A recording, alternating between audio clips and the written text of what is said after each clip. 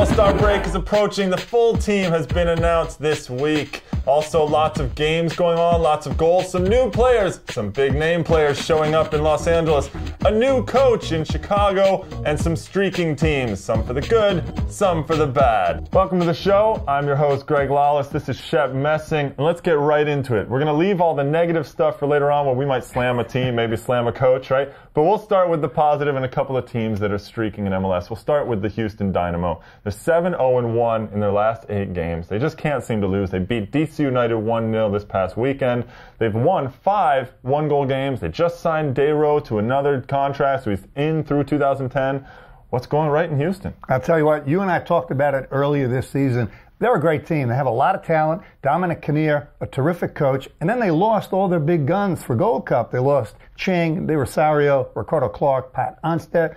They go on a winning streak. That's good coaching. That's a good organization. They're just flying. They look like the best team in the league. Yeah, they do. And they've got a great defense, actually. I think Ryan Cochran's having a great season. Eddie Robinson, both of having a great season back there. Now, one of the questions that comes up, who can beat them, right? Undefeated in 8. My take on this, the New England Revolution. They seem to have everything. Good, tough and back, very solid and cerebral and Michael Parkhurst. They've got the flankers and Kano Smith and Ralston to deal with Houston's flankers.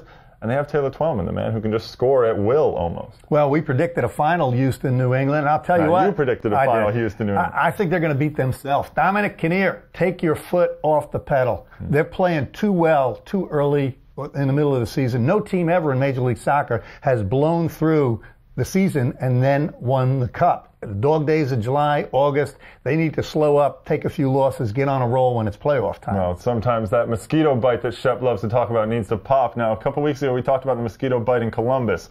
Shep's mosquito bite has been growing and growing. Columbus now 4-0-2 in their last 6 games. They're looking great, and they're actually in the mix in the Eastern Conference. I never thought I'd actually say that. That's frightening. I got one right in Houston. I got one wrong. I mean, they've turned into a killer bee, and I really think it's been a combination of Chad Marshall coming back. Now he's back in the central part of the defense. Switch in goal. Hesmer's been great. And Schelotto, he's really been the catalyst, the orchestrator in the midfield. They're playing very well. Yeah, and Alejandro Moreno, I think, also doing well. I love a player like Alejandro Moreno. He's so strong and tough, and we know Ziggy loves him as well. So, Columbus, you're on a roll. See if you can keep it up now for a full season. Well, we talked about the streaking teams. Some teams doing very well in MLS right now. Of course, this being the league of parity, some teams are doing poorly. So it's time to get out the hammer and start to slam some people. We're going to have to start in Chicago where they're 1-7-3. Things aren't going well, but we'll give them a little bit of a pass because they have a new coach. I'll give them a pass because I think they made the right move in Juan Carlos Osorio. He had been an assistant in New York, always had the stigma of a conditioning fitness coach. Went over to Man City. The guy is great. I think that's a great hire, but I still think Blanco's a nightmare, so I'll give him a pass for a little bit. Well, we'll give Osorio a little time, see how he adjusts there, but one team that is having some troubles, Colorado Rapids. It may be a question of whether Fernando Clavijo is on the hot seat out there. They started off so well. They've got a new stadium and all that, but it's just not going very well right now. Well, it's the Greg Lalas. You did it to Chicago. You were right. Now, Clavijo's my ex-teammate, so I'm going to stick up for him. Their problem is the inability to score goals. I mean, they've been pathetic, and they're getting their chances. They just can't put them away. So you look at that Colorado team, Bunacandol, I mean, he's always exciting.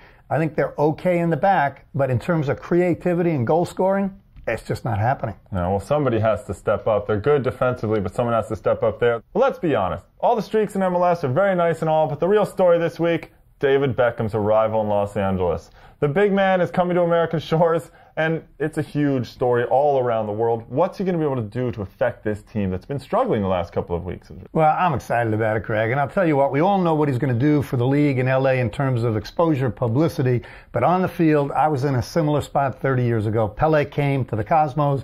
I was one of those no-name guys. We went through the roof. We were excited, and we all stepped up the level of play. Well, you're not a no-name player to us, Shep, that's for sure. Don't worry about that. But it's a huge story. Abel Xavier told me a couple of weeks ago about how it's going to have to, every player is going to have to raise their game. They're going to have to be better. Now, our man Sean Wheelock caught up with Alexi Lalas from Los Angeles to talk about Beckham.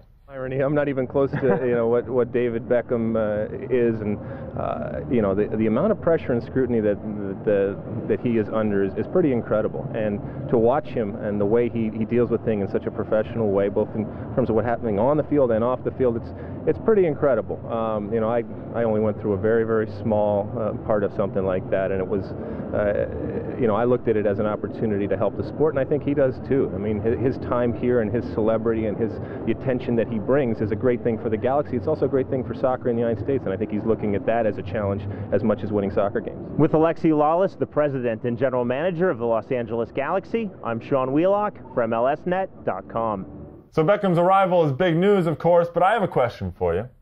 Should Don Garber have named David Beckham, even though he hasn't played a game in MLS, should he have named him as a commissioner's pick to the All Star game? Greg, I never thought of that. That's a great idea. I mean, how does David Beckham not go into the All Star game? He's the ultimate All Star as far as I know. However, I have to give some credit to Don Garber. He made a great choice on his commissioner's pick this year. Kobe Jones and Eddie Pope, two of the longtime MLSers. They deserve all the accolades, and really classy move by the league to bring them in. Hey, Greg, I think you're right. The commissioner got it right. You're talking about Eddie Pope and Kobe Jones, two of the greatest players, both at the club level, at the national team level for the United States, and they deserve every honor that they can get. Yeah, and they're actually doing it still on the field. Kobe Jones got 2 goals this past week.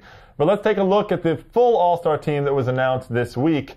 And some big names on there, obviously Landon Donovan, Brian Ching, but some big names that are missing as well. Shep, who do you think wasn't there that should be there? Well, I'm going to give Columbus some love. How about Schelotto? I don't know how Schelotto doesn't make that All-Star team over Pablo Mastroeni. Mastroeni hasn't played that well, and he's been hurt. So I think Schelotto belongs there. Claudio Reyna's not on it, but you know what? He hasn't played that well. No, and he's also been injured a couple of times. Also, Taylor Twellman not there. And then I think you have an opinion about what that might have been all about. Yeah, that's smart Stevie Nichols, because based on merit, Taylor Twellman deserves to be there. But certainly, without a doubt. Played Gold Cup, played Copa America. Stevie Nichols thinking, let me save those legs for my run MLS Cup. It's a long trip from Boston to Colorado, and Taylor's being saved. Now, if you have an opinion about a player that should have been on the All-Star team or shouldn't, you can email us here at extratime@mlsnet.com.